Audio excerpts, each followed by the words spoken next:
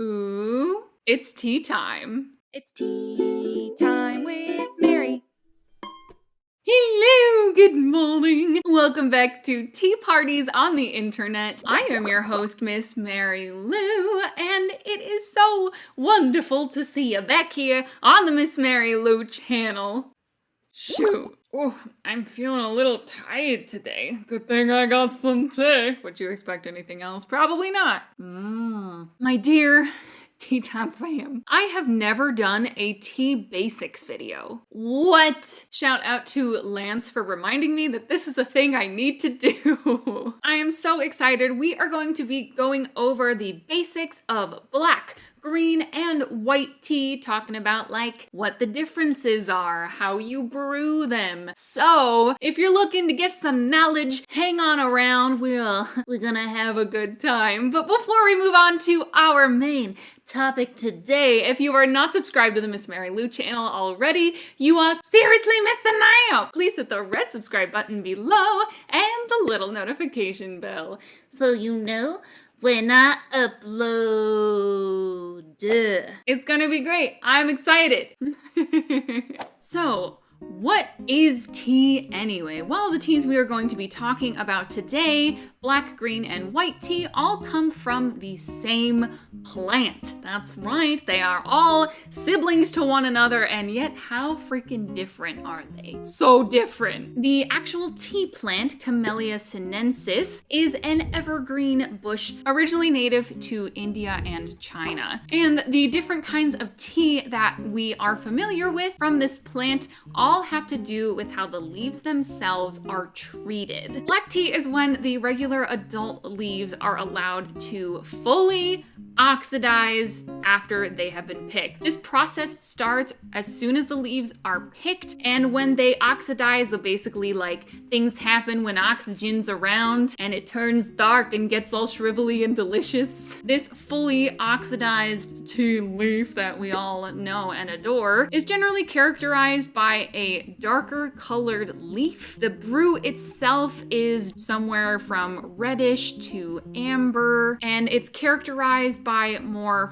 full-bodied black tea. I love black tea. Moving on to green tea. Green tea is actually starts very similar to black tea. The adult tea leaves are picked, but then instead of being oxidized, they try to stop this natural process as fast as they possibly can. And they do this by either pan frying or steaming the leaves, which enhances the natural like colors and goodness in the plant, but it also stops the oxidation process. They don't want that to continue, and usually this results in a yellowy tea that's grassy and earthy. So yeah, if they didn't stop that oxidation, it would be much closer to its black tea cousin. And then white tea is it's a little bit different than the other two. White tea starts as a baby tea bud or leaf. They're picked very, very young, only at a certain time of year. So this generally makes white tea either harder to find or a little bit more expensive. But yo, it's so worth it. White tea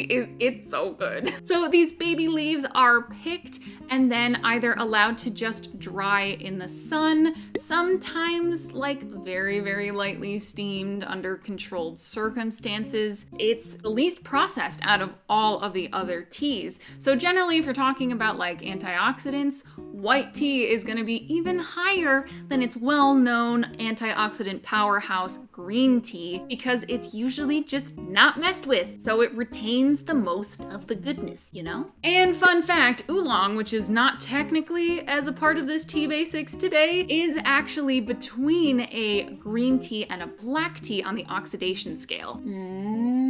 Well then, now that we know a little more about each of these beauties, how do you brew them? Well, I'm so glad you asked. These following rules are not hard fast by any means at all. They are cornerstones to start with, and then, experiment and see what you like. I do not follow these rules exactly to brew my perfect cup of tea, but did I start here? Heck yes, I did. Black tea, you want to brew just under boiling. This is going gonna be around 208, 210 degrees Fahrenheit. For all of these, I usually do about 1 teaspoon per 8 ounces of liquid that I'm working with. So bring your kettle to a boil and then wait until you hear the bubbles stop to bubble and you are ready to pour. And then once everything is getting happy in there, black tea is typically steeped from 3 to 5 minutes. So, side note, when I say teaspoon, what does that mean? No, don't get out your measuring teaspoons for this, friends. I am talking about just a classic kitchen teaspoon. You scoop it in the leaves, shake it a little bit to level it off, and any tea leaves that cling to the spoon, mwah, beautiful. You'll notice here the method I'm using to brew these is from my loose leaf tea secrets video, which if you have not seen, I will leave in the description box down below. And also something to keep in mind if you are brewing a tea bag and not a tea leaf, like generally take a minute or so off of each of these brew times. You'll thank me later. Moving on to green and white tea, these two are generally steeped at the same-ish temperature for the same amount of time. You're gonna wanna let your water get down to about 175 degrees Fahrenheit, steeping for 2 to 3 minutes. Now, you're probably thinking, okay, Mary, I am not gonna get out my thermometer to like measure the temperature of my tea. And you know what? I don't either. Unless, you know, if that's something you're into, you go Glen Coco. But a nice way around the whole brewing, measuring temperature thingy is after you bring your water to a boil, let it sit for about 2 minutes. This will bring it to about 175 degrees, and then you can pour it over your beautiful leaves and enjoy. Mary, if you don't follow these rules, how the heck do you do it? Well, for my black teas in particular, I don't like when any of the more bitter tanniny notes kind of come through. I prefer a very smooth and delicious black tea. So I typically let the water cool down for about a minute before I add it to my black tea leaves, and then I don't let it steep for more than about 2.5 minutes. I don't brew green tea that much, so I can't really say as to how I like Miss Mary Lou hack it, but for white tea, I definitely only let it steep for about 1.5 minutes. I do a really, really light steep time on this, and then it's just fresh and beautiful and wonderful. So friends, that is my tea basics video today. I hope that you learned something. What is your favorite tea to drink out of these three? I am definitely partial to black tea, and that's no secret at this point, although I am drinking a green tea today. I don't know who I am, what's happening.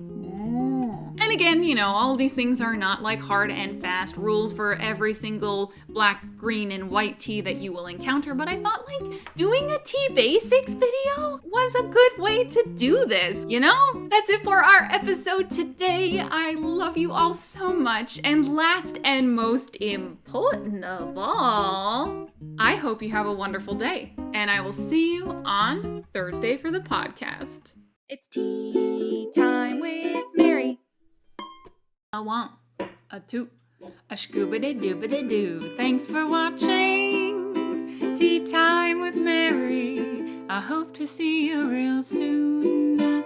If you want to like, subscribe, and comment, I think that would be cool. Check out my Facebook.com/Tea Time with Mary for all the content that's new, or my Instagram, Twitch, and Twitter.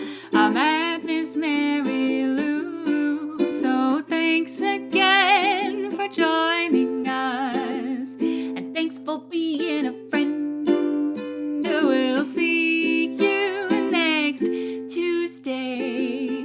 The fun never ends on Tea Time with Mary. That's me. Mwah. Beautiful.